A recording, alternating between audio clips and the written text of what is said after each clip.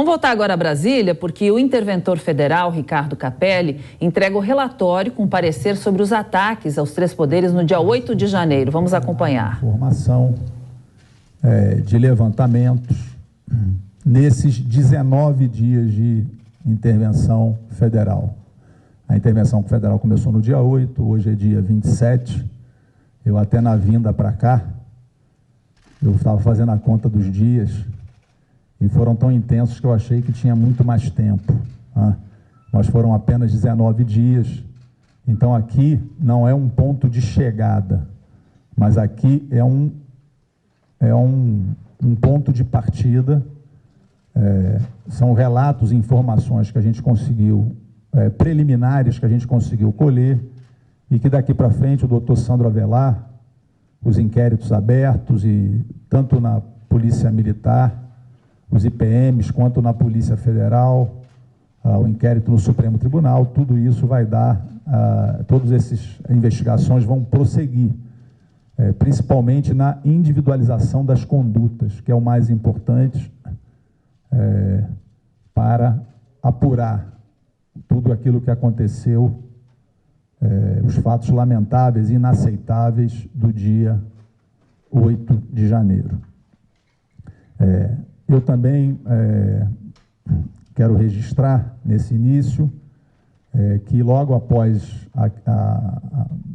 essa coletiva, a gente vai enviar eletronicamente para o Ministério da Justiça, para o ministro Alexandre de Moraes, para o Ministério Público, para todas as instituições, uma cópia desse relatório, e a gente vai disponibilizar o relatório também no site do Ministério da Justiça, com todos os anexos, todos os documentos que compõem esse relatório, para que a imprensa, um vídeo também, para que a imprensa possa, um vídeo da Secretaria de Segurança Pública, das câmaras de monitoramento do dia 8, para que a imprensa possa ter acesso a todos os documentos e a todas as informações. Eu queria pontuar algumas questões que estão no relatório, que todos os senhores vão ter acesso. A primeira questão é a centralidade do acampamento que foi montado em frente ao QG do Exército, logo após, nos dias seguintes ao resultado da eleição, a centralidade nele em tudo aquilo que aconteceu, que culminou no dia 8. Isso fica claro e evidente, porque todas as ocorrências, todos os atos, as manifestações, os atos de vandalismo que aconteceram na capital federal, eles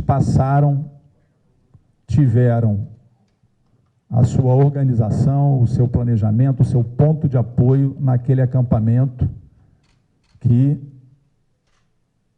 virou um centro de construção de planos contra a democracia brasileira.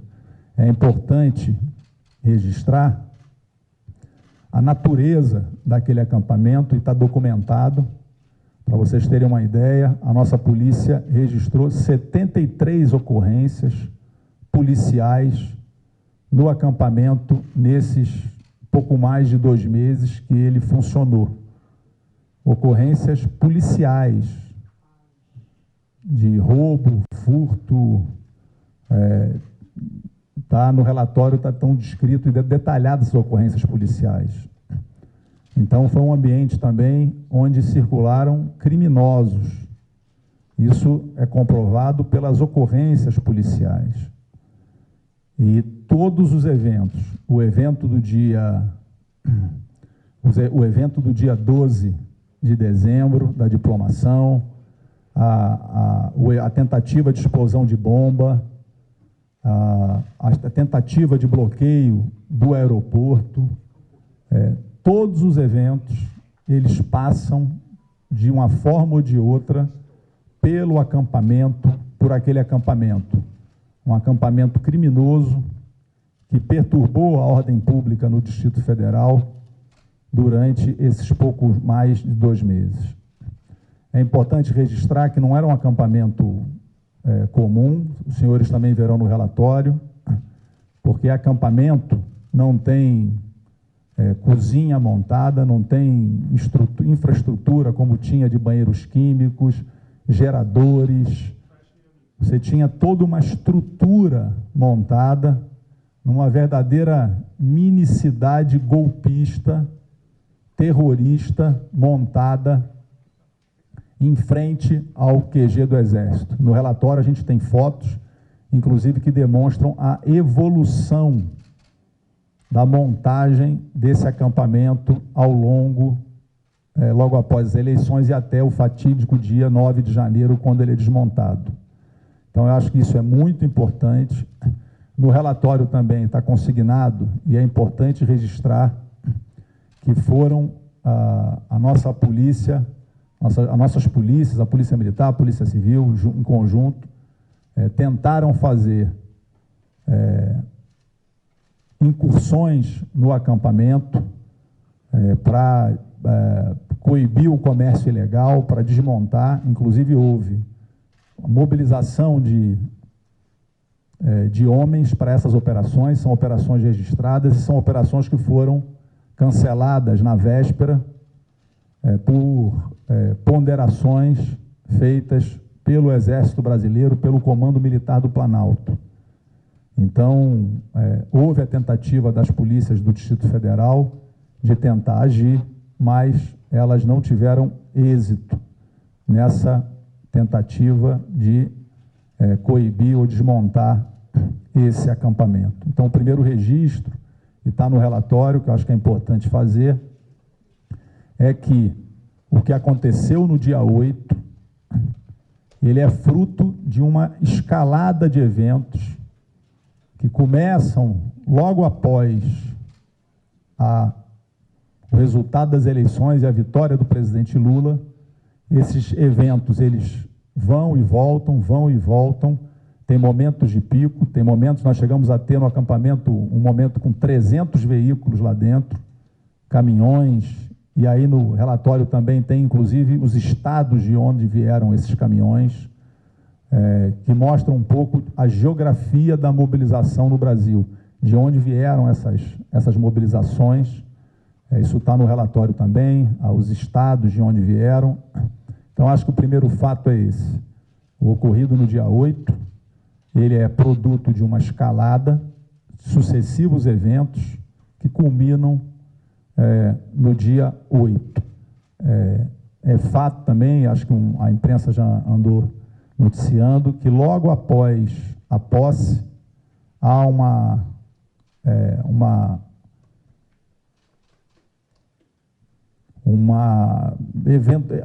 reduz o acampamento, aí as investigações vão dizer se isso foi uma tática para despistar ou o que foi, mas a verdade é que no dia seguinte à posse, o acampamento sofre um processo de desmobilização, mas quando chega no dia 6 e 7, ele explode novamente, e chega a ter ali em torno de concentrações em torno de 4.000 pessoas no acampamento no dia 7.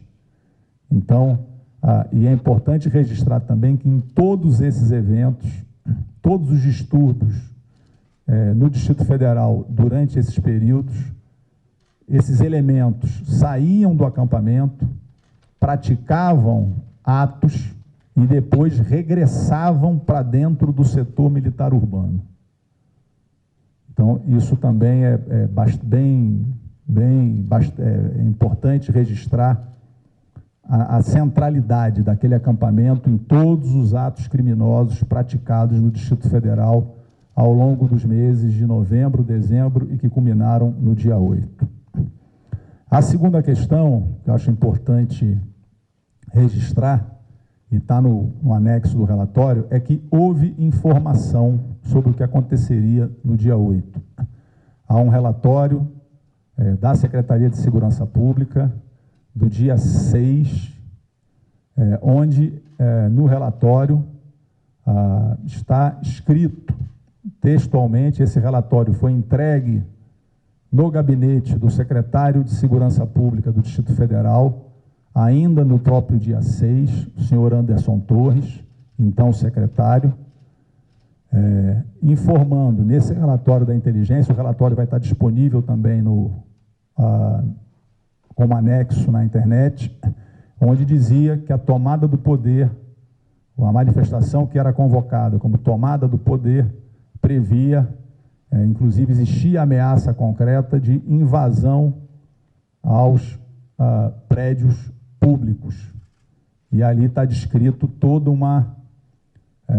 aquilo que poderia acontecer. Então, uma outra questão que é importante afirmar, e está documentado isso, tem um anexo, não faltou informação. Na sexta-feira, o gabinete do secretário recebeu a informação sobre há também uma memória de uma reunião realizada no próprio dia 6 pela manhã, mas ali aparece também, mas não aparece, ainda existia uma certa insegurança, mas não com a contundência do que está no relatório que é emitido pela inteligência no dia 6, se eu não me engano, às 17 horas. Então, essa é uma outra coisa que é importante. A outra coisa que é importante é que houve um plano de ações integradas, que é a praxe da Secretaria, no que diz respeito a eventos onde você organiza e estabelece diretrizes para o dia. O plano de ações integradas houve e foi, inclusive, aprovado pelo, então, secretário. Isso também está documentado em anexos. Esse plano, na verdade, são diretrizes. E essas diretrizes, elas devem gerar nas unidades um desdobramento operacional, que são os planos operacionais para os eventos maiores ou ordens de serviço. No caso, estou citando no caso especificamente de quem faz o policiamento ostensivo, que é a Polícia Militar. No evento do dia 8, isso não aconteceu. Não há plano operacional e nem há ordem de serviço, de forma que não é possível, não há um registro de quantos homens iriam a campo. O que houve apenas foi um repasse burocrático do ofício recebido para algumas unidades pelo Departamento de Operações, e isso é central, porque quem faz esse planejamento é o Departamento de Operações, o DOP, da Polícia Militar. O então comandante, o chefe em exercício do DOP, o coronel Paulo José, ele encaminha burocraticamente esse memorando para algumas unidades. Chama a atenção, então, essas duas questões. Primeiro, não houve plano operacional e não houve sequer ordem de serviço. Apenas o memorando encaminhado, e esse memorando não acionou, inclusive, batalhões, nem chegou a batalhões importantes, como o BP Cães, o BAVOP, o RPMON e até mesmo o BOP. Esses não foram sequer acionados. Então, há uma falha operacional. Por quê? Porque o relatório de inteligência que existe, ele não gera o desdobramento operacional adequado, que seria um plano operacional ou uma ordem de serviço com um plano detalhado. Quando a gente olha para o dia 1º, a gente vê uma diferença grande do que foi feito no dia 1º para o comportamento adotado no dia 8. Então, a falha operacional, a ausência de planejamento, que nós recebemos posteriormente da Polícia Militar, isso também é documento e está como anexo, que existiam 555 homens mobilizados naquele dia para a área central e esplanada, numa rotina ordinária da Polícia Militar. A gente também vai disponibilizar no anexo um vídeo com as câmeras da Secretaria de Segurança, onde os senhores vão poder visualmente constatar no vídeo que nós não tínhamos metade disso na esplanada. A impressão que dá no vídeo é que nós não tínhamos 150 homens na esplanada naquele dia. Um efetivo que não guarda correspondência com o alerta de inteligência da sexta-feira do dia 6. E nisso aí o DOP, o Departamento de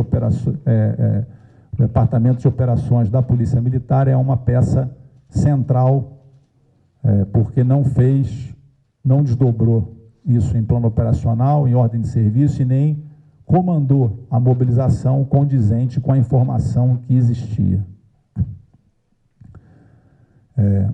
Uma outra questão que chama atenção, e também isso está registrado no relatório, é que a manifestação ela saiu do acampamento por volta de 13 horas do dia 8.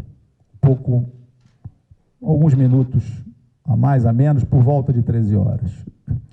Ao longo do caminho, há registro de apreensões, né, feitas pela polícia, de pessoas com máscaras, com bola de gude, com elementos que já manifestavam a intenção, com utensílios, com aparato que já manifestava a intenção de uma ação mais violenta. A quebra da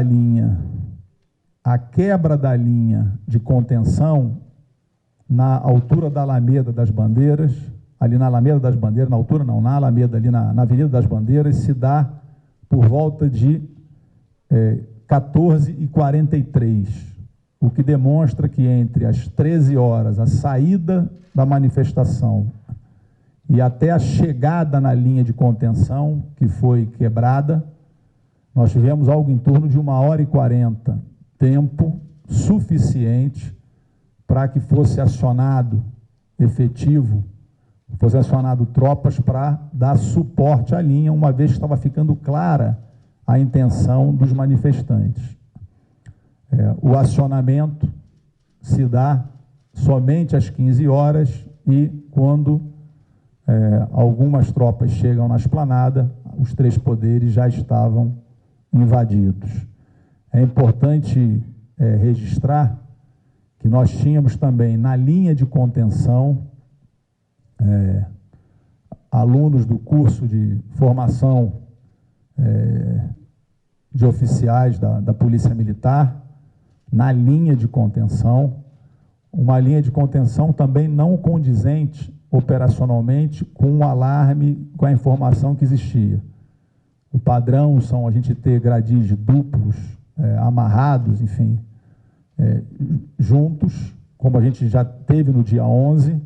No dia a gente tinha gradis simples e com uma distância muito grande, sendo que a segunda linha sequer eles estavam interligados. No vídeo também é bastante impressionante que você vê ali a presença de uma ação organizada, de uma ação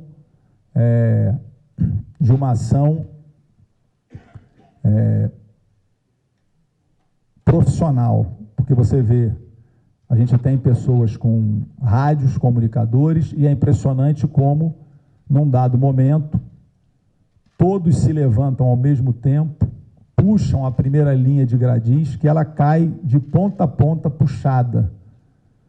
No vídeo isso fica claro, quer dizer, não é uma coisa que uma pessoa puxou um gradil, o outro puxou, há um movimento coordenado. Então isso chama muita atenção. Existiu ali gradis colocados de forma inadequada, que não foram condizentes com aquilo que estava, com as informações que existiam. A gente tinha, sem a proteção adequada, sem o exoesqueleto e outras proteções adequadas, alunos do curso de formação ali da Polícia Militar na linha, com gradil sem a proteção adequada, com gradil colocado de forma frágil. Então isso ali facilitou muito com que a linha fosse quebrada, e ainda mais enfrentando, os relatos que enfrentaram pessoas que enfrentaram, já estavam organizadas para enfrentar a linha, né? Derrubaram o gradil. Ontem eu vi relatos, até tarde, de que os manifestantes já chegaram determinados a derrubar e marchar sobre a linha. Então, essas questões operacionais também são muito importantes, porque todas elas corroboram na questão da ausência. Você acompanhou aí a fala do interventor federal, Ricardo Capelli, falando desse relatório que vai ser entregue ao ministro Alexandre de Moraes, e ele falou várias coisas importantes. A gente não tem muito tempo, então vou chamar o Diogo para comentar o que você achou mais importante na fala aí do interventor, Diogo. Olha, Cláudio, são vários pontos muito importantes. Um deles é a importância que eles dão, segundo o que eles levantaram, ao acampamento que havia em frente ao quartel. Segundo ele, um ponto aí de contato, de organização e, enfim, de operacional mesmo desses atos. Segundo, que já havia informações bastante concretas sobre as intenções dos manifestantes de fazer invasão de prédio público e que essas informações estavam na mão do então secretário de Segurança, Anderson Torres. Então, na sexta-feira anterior ao ato, ele já sabia sobre isso e aparentemente não tomou as medidas necessárias. Outra descrição que ele fez sobre o passo a passo, né, a cronologia dos fatos, indicando que desde o momento em que os manifestantes começaram a marcha em direção aos prédios dos três poderes, passaram-se ali mais do que uma hora, né, até que eles chegaram à linha de contenção, onde havia policiais que não estavam preparados para aquela situação e que nesse tempo havia, era suficiente para acionar a tropa de choque, tropa com policiais preparados, com equipamentos necessários para conter multidões. Então esses são, no meu ver, os pontos que até agora são os mais importantes desse relatório, segundo descritos pelo Capelli.